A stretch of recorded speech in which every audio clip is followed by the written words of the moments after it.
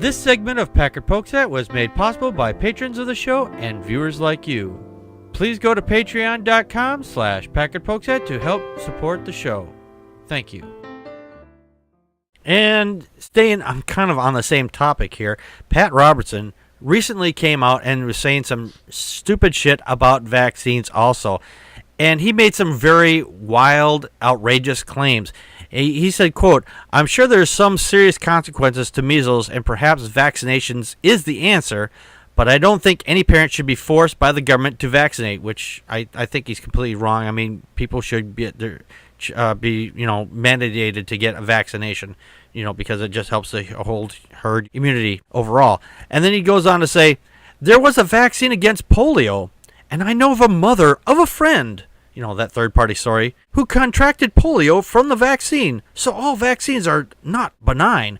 But so far, this one about whooping cough and diphtheria and measles has been very effective, and I think it is a good thing to do. But the problem is, the natural immunity is a pretty good thing. If you like some of these diseases when you're a kid, you'll have immunity for the rest of your life." No, you won't. Sometimes you have to have booster shots. That's why they're called booster shots. And I looked it up, this particular one, where he says he claimed that somebody got polio from the vaccine, and that is total bullshit, because I went to the CDC, and I checked several other places, and one of the questions was, can you get polio from the vaccine? And the plain and simple answer was, you cannot contract polio from the IPV vaccine because the vaccine contains a killed virus.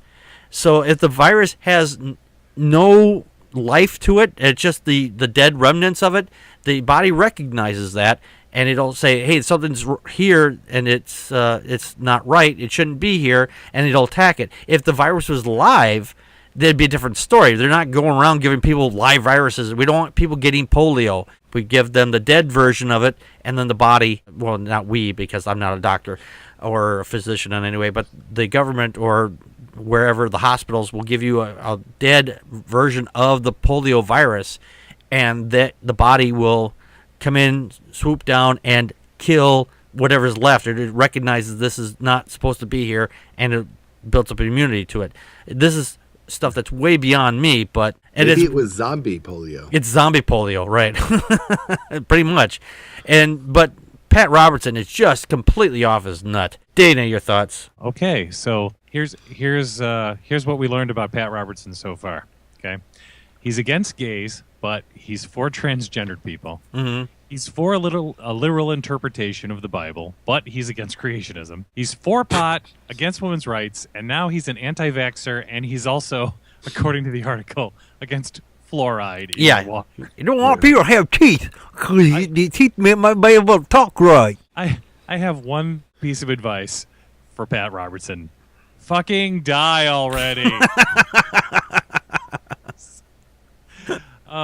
Okay, so here's the main problem that I have with Pat. I really don't.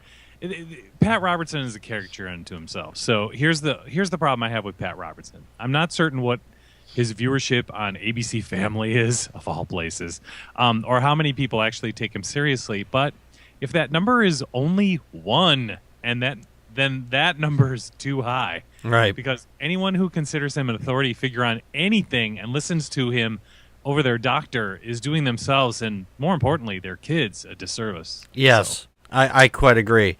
Yeah, and there was another part in there about fluoride. He's like, I just think you've got to be careful with all the falls of these nostrums. You have to put fluoride in the water because it'll cut down on cavities. But what does fluoride do to people? It makes them into zombies, Pat. Didn't you recognize it? All those people out there, it turns them into Republicans and Christians. That's what the fluoride's doing. What are you talking about? The fluoride, it's there to help keep your teeth strong. I mean, if we didn't have fluoride in the water, most people in this country, because they can't afford fucking health insurance, probably would not have any teeth in their face. We'd all look like we all lived in Louisiana. Jesus fucking Christ. Tom, did you have something else you want to add on there, Dana? Yeah, just from what you just said.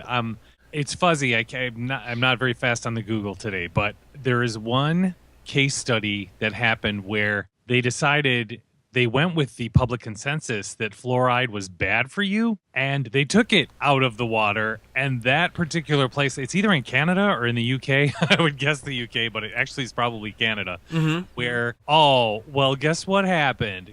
Tooth decay, like, tripled. And so now the kids and what have you in the area where they removed the fluoride from the water, they're fucked. Yeah. They're like, oh, maybe we should go ahead and put that back. Yeah, definitely.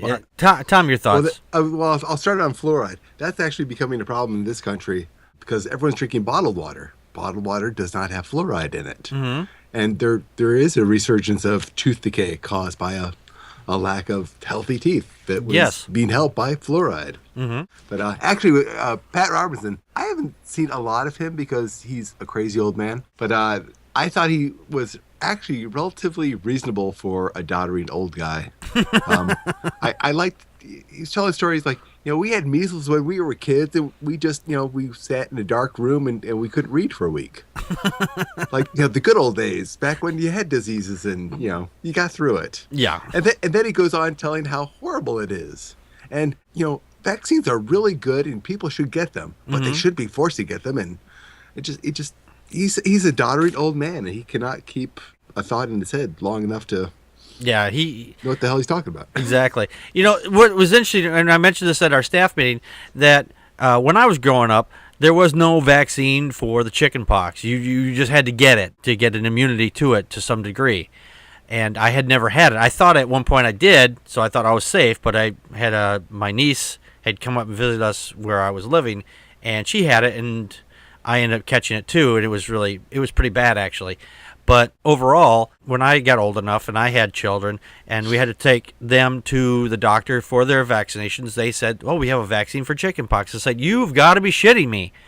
Where was this shit when I was growing up? Because I would have loved to have had this. I would have got the shot right away if I had known that there was a shot for this stuff.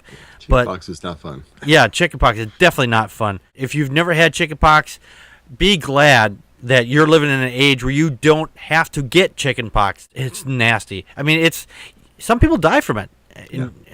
When we were kids, they wanted to give it to you when you were little. If somebody had it, they'd get all the kids together so they could all get it. Because when you get chickenpox when you're older, that's when it's really dangerous. Right.